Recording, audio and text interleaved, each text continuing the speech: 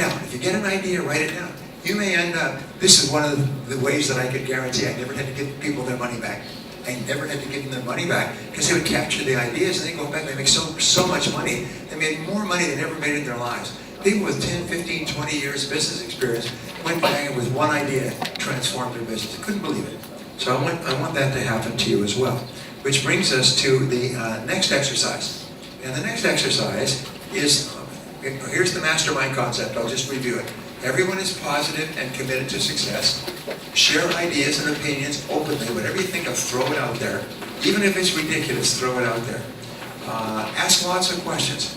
Here's a ridiculous idea. A person's complained about their business and their staff and the market and the government and the prices and everything else. And someone says, why don't you just quit that business and start a different business? And the person goes, shit. That's exactly what my wife said. You're right. Why am I struggling and struggling and struggling with this business when it's obviously not the right business? And so it's a revolutionary idea. And the person said, why don't you just quit the business and start something else? And they said, that's what I'm going to do. And they quit their business and start something else. And in the new business, with all of their experience and contacts, they make more money than they ever dreamed possible. So sometimes a ridiculous idea will be the idea that person needs to hear to change their life. So just throw it out there. Look for ways to help and encourage. I mean, this is always a friendly thing. And take turns, give each person a chance to speak. I had a friend went back, this happened with many of my clients. I said, go back and form a mastermind. How do you form a mastermind? You know what he did? He sells financial planning, insurance, and so on. So he likes to interact with people who have money. If you sell financial services and a person says that they don't have any money, keep going. Don't stand there and argue with them and try to be friends with them and have lunch with them. If they have no money, they're not good prospects. Anyway, so he went back to his hometown, our city, and he looked around. He said, who are some of the business people I'd really like to meet? And he picked 4 business people in 4 different industries, and he called them up cold. He said, look, my name is Harry Wilson, and I'm forming a mastermind of top business people to get together once a week to share ideas. Would you be interested in becoming part of our mastermind? And all 4 of them said yes. Yes. It was not, well, let me think about it and call you back. Absolutely. And so he began having breakfast masterminds. And so 5 of them would get together for breakfast at a local cafe. They meet at 7 o'clock and they just talk ideas. What's working, what's not working, what are you doing more of, what are you doing less of, what books have you read lately, and so on. What lessons have you learned? And so they would just get together and just share ideas for an hour or an hour and a half, and then they go to work. And it was so successful. They were so successful, he decided to do it again. By the time he finished, within 90 days, he had 3 masterminds. And so he was meeting on Monday morning with 4 business people, on Tuesday morning with 3 business people, on Thursday morning with another 4 business people, and they would all get together and just share ideas and go back and forth and recommend books and so on. He said it was revolutionary. He said, I called top business people that I would like to have as customers that I could never call before for an appointment for my business, but when I asked them to join a mastermind, only one turned me down, and the reason was he was already in a mastermind. The only reason was I just got someone else. So I suggested after this meeting, and maybe even at your table, pick 3 or 4 people. 4 is the ideal. 4 or 5 is the ideal. And just put yourself to get together once a week for breakfast. Breakfast is the best time. A breakfast meeting is always easy to arrange because who has breakfast appointments? Anybody here got appointments for breakfast? No. So get together, and Monday or Tuesday is the best time. Because why? It's because then you can use the ideas all week long. And so resolve to form your first mastermind within 24 hours of being here, and you may even form it at your own table. You may even say, how would you like to continue this conversation? Because by the time we've gone through this, there'll be people at your table that you would like to be in a mastermind with. And just do it. Remember, just take action. Well, so the quick list method. This again is a great technique. When you only have 30 seconds to write down your answers to a question, your answers will be as accurate as if you had 30 minutes or 3 hours. So what we do is we put you through this exercise, and I'm going to give you 30 seconds to write down your answers to these questions. These are the core questions of life. And what is our favorite word? What's our favorite word? Come on, what's our favorite word? Come on. Clarity. Clarity. You can't focus unless you're clear about what you're focusing on. So clarity comes first, focus comes second, and our third great word is concentration. Concentration on one thing, single-mindedly, until you finish it. We'll come back to that later. So here's the first question. You have 30 seconds to write the answer. 5, 4, 3. Number 1, what are your 3 most important personal goals right now? Write your answers quickly. What are your 3 most important personal goals? Okay, stop. Number 2, what are your 3 most important business and financial goals right now? Write quickly. Question 3, what are your 3 most important family goals right now? Question 4, what are your 3 most important health goals right now?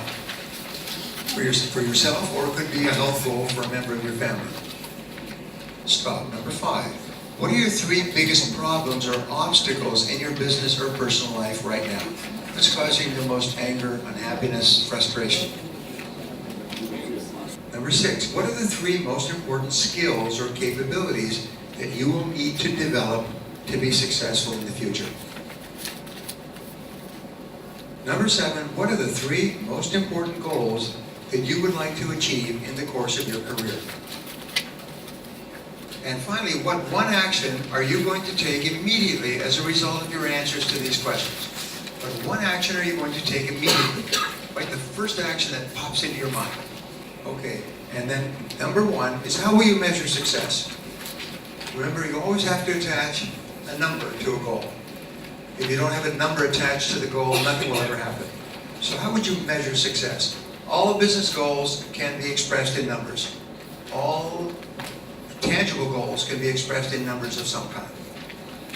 So what number would you attach? Again, if you don't know for sure, write something, all right? And then 2 is, what is your expected date of completion? When are you actually going to do this? When are you going to actually finish this?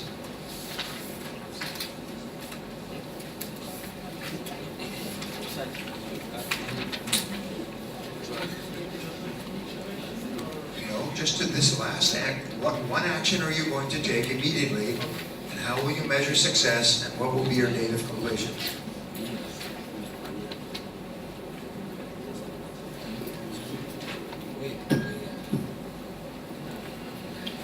Now, here's an interesting observation, one of those little gems. It said if you want to be successful in business, measure everything financially, put a number on everything. And if you put a number, measure everything. If you want to be rich, measure everything financially. And so always put a number. Now, they have done the most complete research study on business success, which applies to individuals, ever done. And it's coming out now, but it was reviewed by The Economist a couple of months ago. When I saw it, I just about fell off my chair. It was so beautiful. They studied 22,000 companies in 12 countries. They had 150 researchers over 15 years to answer the question, what are the characteristics that are most predictive of financial success for not only companies but countries? And they started off with about 50 qualities, and they ended up with 3 overwhelming. Number 1 was clear goals and objectives. Is that the successful companies were very, very clear about the 2 or 3 goals they had for a particular year or planning period. And at every level of the company, every person had goals that fitted in with the larger goals. And of course, this is a real good study because most companies are unclear about their goals except to increase profits or make profits. Most people who work for a company are not clear about what they're expected to do to help the company to increase profits. And so there's a vagueness or a fuzziness. It's like saying, well, why don't you guys all go out for a drive around Dar es Salaam? You don't have a good time, just drive around. Well, most people in most companies just driving around. Whereas if I told you, go to this specific place, at this specific address, and here's the roadmap of exactly how to get there, and if you get there, there's a briefcase with $1 million in it. If you had that, you'll be able to go straight and true like an arrow in a Robin Hood movie, going straight to the target. So that's number 1. Number 2 is clear measures, is that every single person had measures so they knew exactly how close or far away they were from their goals.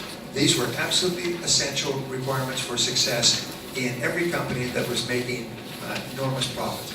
And the third thing they discovered was deadlines, is that every person had a clear goal, a clear measure, and a deadline when the job was to be completed. It wasn't, here's your job, and keep in touch, tell me how it's going. But this is your job. Here's how it's measured, and this is what needs to be done. And your job as a leader is to hold those people's feet to the fire. So we'll always ask this, and for the rest of your career, think, what is my goal? How will I measure it? And what is my deadline? Goal, measure, and deadline. Those were more responsible for personal, business, and corporate success, and even country success than any other three requirements. So I pass them on to you. Now, please turn to the person at your table, the people at your table, and tell them your answer to that, what one action you're going to take as a result of this exercise. What one action you're going to take. And after the discussion, transfer your final answer to page 179. Catch the idea, write it down. Please begin.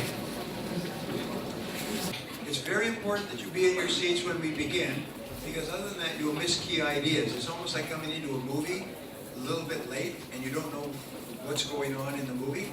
So it's really important that we agree to be in our seats exactly on time. If we have a lunch break, then we start exactly to the minute. And I will do my share. I will start on time, okay? And you will do your share, and you will be seated. Will that be good? Say yes. I don't want you to miss any of this, because some of these ideas, one idea can be business and life transforming. Okay, I explained the qualities of great leaders. We say leadership is action, not position. It's not what's written on your card, it's the work that you do and the results that you get. So when you act like a leader, you become one. When you stand up and take responsibility for results, I remember when I worked for the big boss, I would go to him after I finished my work, and I say, I finished my work, I would like more responsibility. And this became my mantra. At the beginning, I was the lowest person in the company, but I kept saying, I want more responsibility. I want more responsibility. When I speak to MBA students or business students, and they say, how can I be successful when I get out of school and take my first job? I say, first of all, learn your job, and then go to your boss and ask for more responsibility.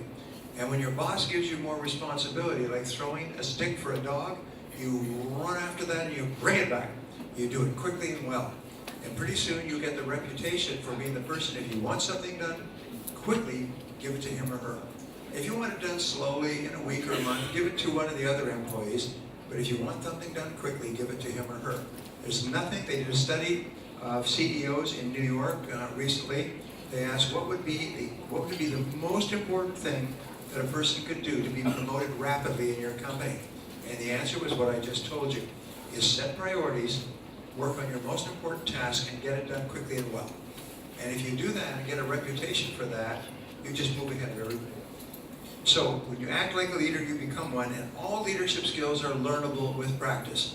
This is why companies spend more money on leadership management training than on all other subjects put together, because these have the greatest impact on sales and profitability.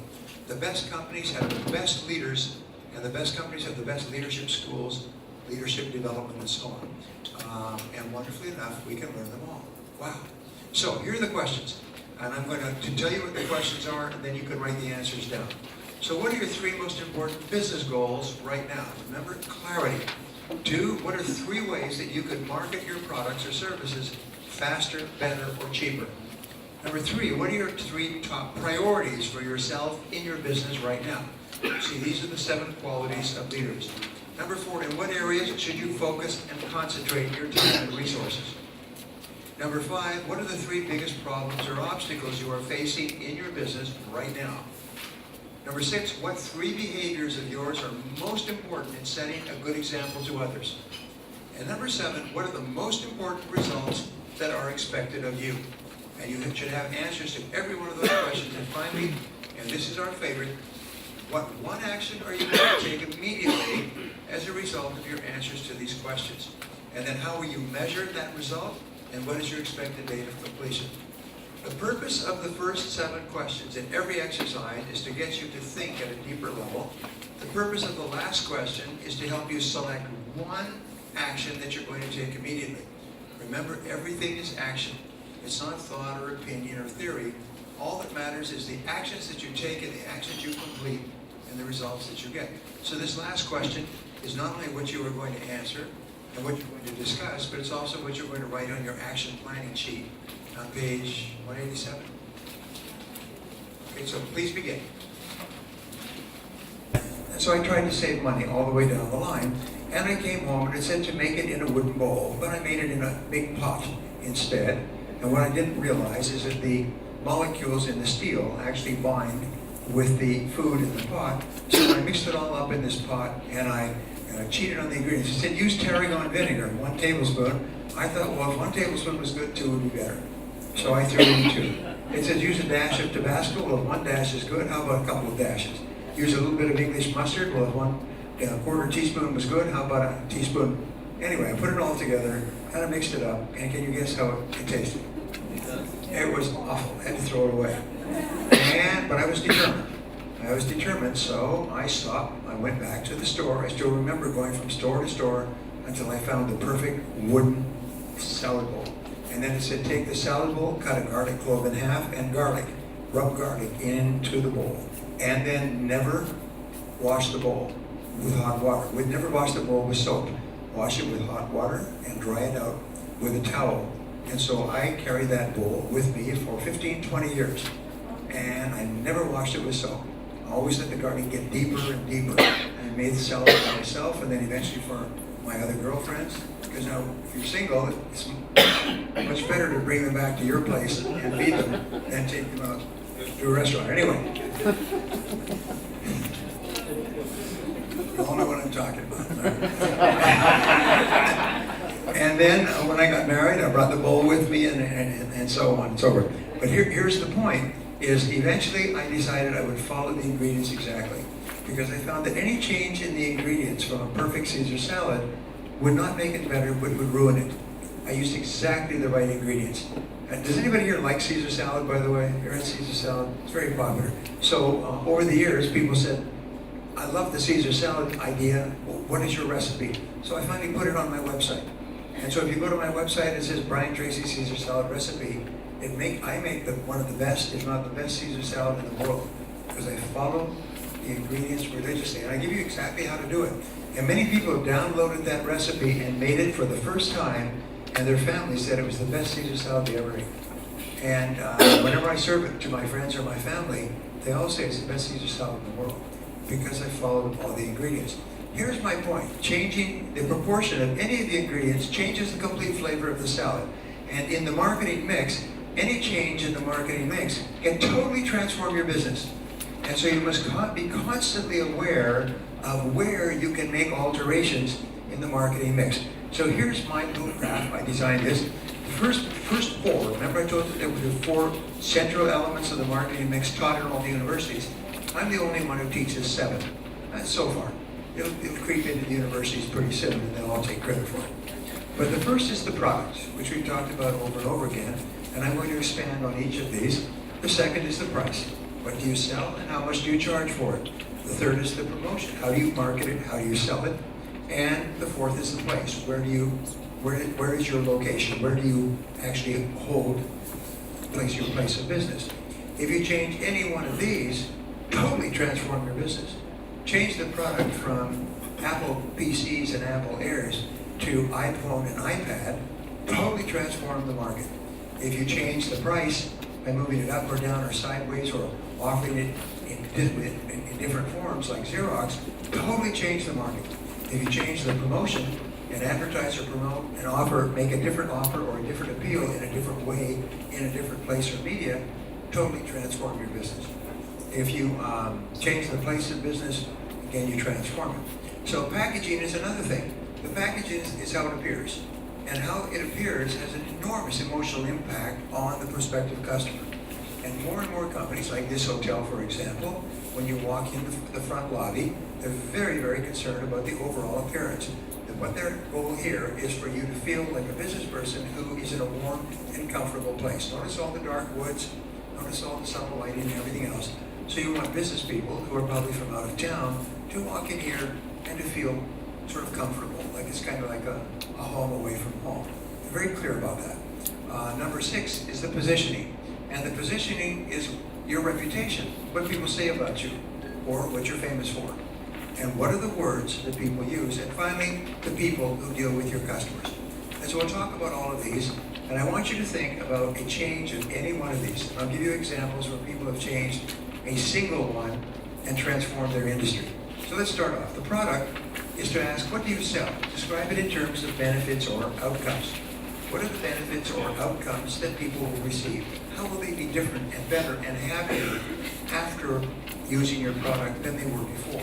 Because according to IBM's recent customer service studies, they say here's the price down here, and here is the benefits that they get up here, and the value is the difference between the price and the benefits. If there's a huge difference, then they consider it to be very high value, and they will pay any price for it. So the great focus is to focus on benefits, benefits, benefits, not lowering the price, but on how much better off the customer will be. Number two is, what problem does it solve? Specifically, every product or service solves a problem of some kind, which is yours. Number three is, how does it change or improve the life or work of your customer? How is your customer better off afterwards? So I want you to write down your answer to this question. The question is how can you change, is what does your product do to improve the life or work of your customer? Write down the first thing that comes to mind. Write down the most important thing that your product does. The one thing that would cause people to buy it.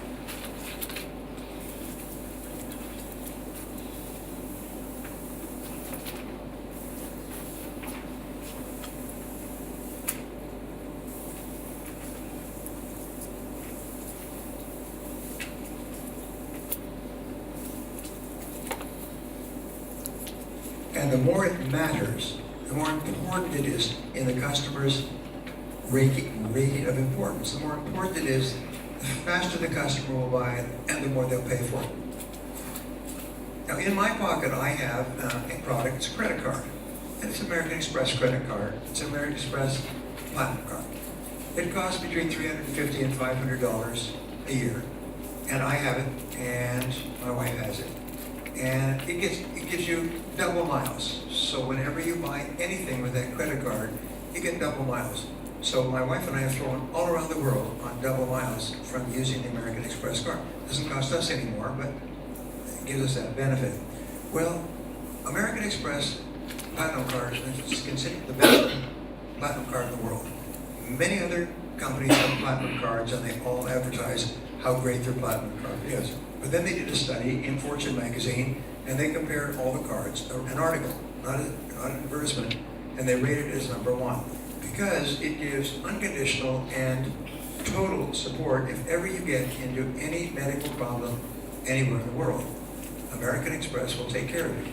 So there's a story that they tell, and it's just one of those great stories because I've been going to Mexico. I'm going to Mexico. Been there once this year, 3 weeks ago, well, there twice more. Anyways, a couple goes to Mexico, and they're in Cuernavaca, which is a beach resort, and he has a heart attack. And he's in great pain, and they rush him to the hospital, and the hospital is a Mexican hospital, which is not good. It's dirty, they can't find a doctor, the halls are cluttered up with patients and everything else. And they say, oh, we'll take care of him, we'll take care of him. And she's in a panic, so she immediately calls American Express on the special number in the back. And she said, my husband's had a heart attack, we're in the Cuernavaca hospital, can you help us? They said, give me the information and details, boom, boom, boom, boom, call us back in 3 minutes, boom, boom, boom, boom. There'll be a plane taking off out of Dallas. A special medivac jet will be there in 90 minutes. And this will have a doctor and 2 nurses on it. And this jet went straight in. These people raced to the hospital, top heart surgeon, heart doctor from Dallas, and 2 nurses. They trundle them out back to the airport, onto the plane, and straight back to Dallas and into one of the top hospitals in the United States. The bill was $250,000. They paid zero because they had an American Express Platinum. Now, that's a true story. And if you hear that story, you know what? You get an American Express Platinum card. Because if you've ever had problems anywhere, anytime you have a difficulty anywhere in the world, they will move like a lightning strike to take care of you. And so people say, well, why should I buy American Express? Well, here's one of the reasons. Now, 99.999% of people will never use that. But the very fact that it's available causes millions of people to use that card, causes American Express to make millions of dollars a year. So how does your product change or improve the life or work of your customer? Now, the second part is the price. And we talked about the price before.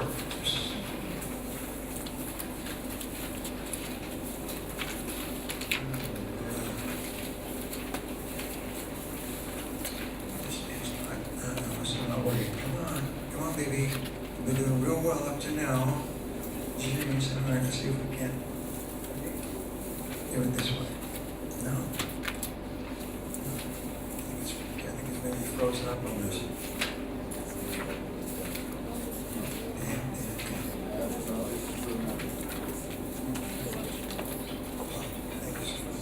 Thank you. Oh,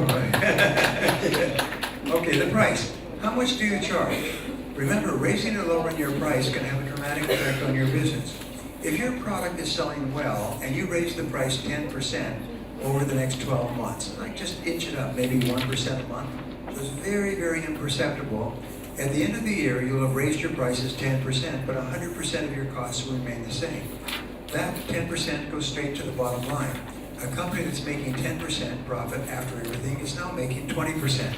The company goes from being a good company to being one of the most profitable companies in the industry by just budgeting your price up one tiny little percent a month over the course of the year. Is how do you charge? Do you charge by credit card, full payment? Do you have delayed payments? Do you have small down payments or something? In the US, they have advertisements and they say no payments till January. They start that in about August, September. Buy furniture, buy appliances, buy refrigerators, televisions, everything else. No payments till January. Zero interest and no payments till January. It's one of the most powerful marketing techniques. How does the customer pay? Does the customer pay cash, check? Is it financed through the bank? General Electric found that the key to their business was to finance their purchases. So people would buy $1 billion worth of aircraft engines and they would finance it. And they would take full responsibility for financing it and then fund it out through the major banks and financial institutions worldwide. And they were able to go from $5 billion a year to $160 billion a year because they found ways to finance their customers. I mean, you think about that, geez, IBM did the same thing. Once they started to become competitive, they opened up IBM Finance. And they say, when you buy our products, we'll do all the financing. You make a minimum down payment, and you can pay for the product as you use it. So you're actually making money in terms of cost savings and so on. So, and number 4, could there be a better way to charge or pay? Could there be a better way to charge or pay? And the answer is there always is. So the next question is, how could you change your pricing to make it more attractive to more customers? How could you change your pricing to make it more attractive to more customers? What's the first thing you think about? Write it down.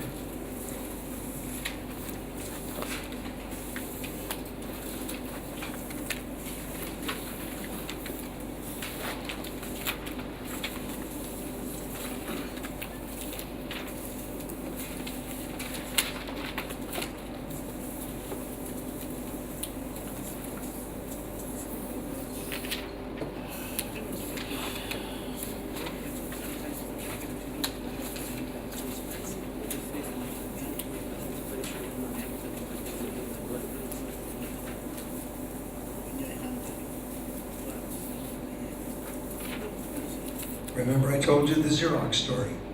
Many companies literally transform their business by simply finding a different way to charge.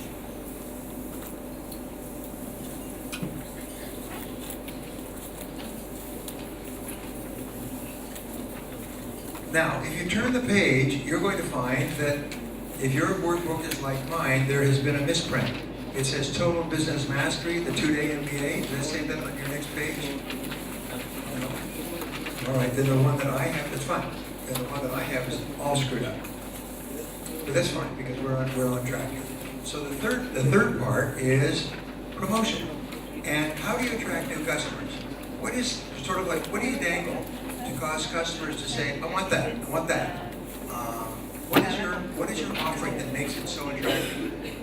And marketing, advertising, public relations, what are the specific things that you do to get people to raise their hand and to become interested in your offering? In my business, we have a very extensive online marketing business, and we're competing against millions of other companies that are selling products or services online. So we're constantly experimenting, literally 10 hours a day, with offers. what kind of offer is going to get people to raise their hand, and what kind of offer doesn't. We do A/B testing all the time, all the time, all the time. We never assume that our advertising idea is any good. We always test it with 5,000 of our internet subscribers. We have about 2 million. And then we do an A/B test and we see if they respond. And we can tell to the ones how many tens, hundreds, or even thousands of people respond to a specific type of advertising. So if we run an advertisement and we get 10 responses, or we run another advertisement and we get 5,000, we run with the one with 5,000. We roll it out worldwide because people are saying, "Oh, that's what I want."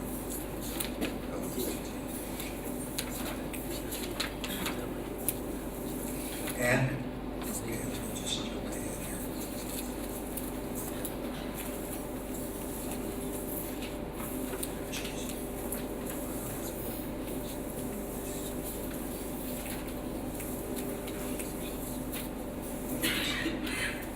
Okay, good. So write down what could you do to attract more and better customers? What's the one thing that you could do to attract more customers? And better customers. Better customers are the ones who are in the top 10% of the heat range. These are people who are on the verge of buying. They're ready to buy now. They have the money. They need it. They want it. And what you offer is what they want. How could you attract more of those people immediately?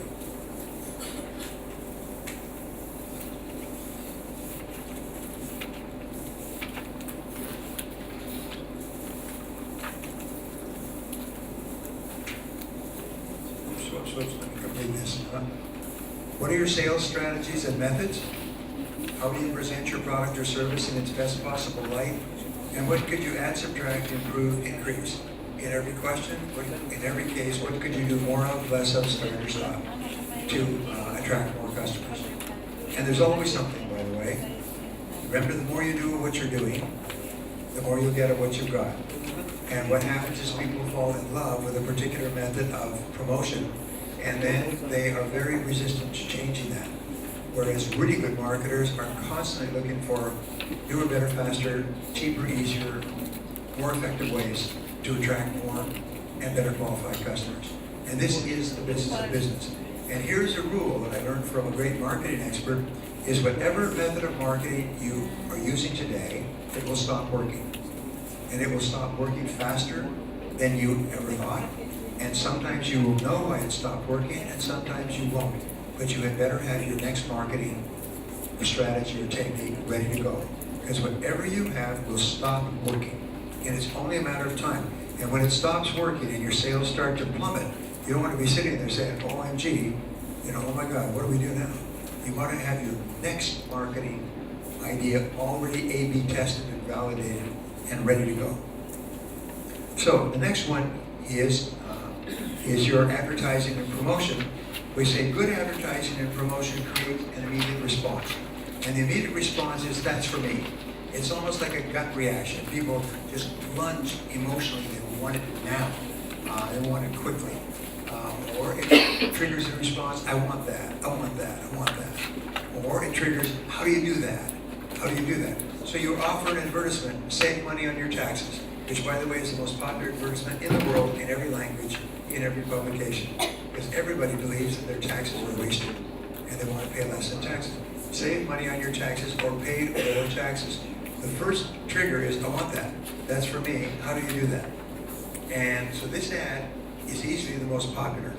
And there's another ad, by the way. There's a medical company called American Home Products, and they offer a whole series of different products, and they only have one common thread. Each product returns 20% profit net after on sales. And they will offer toilets, and they will offer headache remedies, and they will offer shampoo. And one of their products is Preparation H. And Preparation H is the most successful hemorrhoids preparation in the world.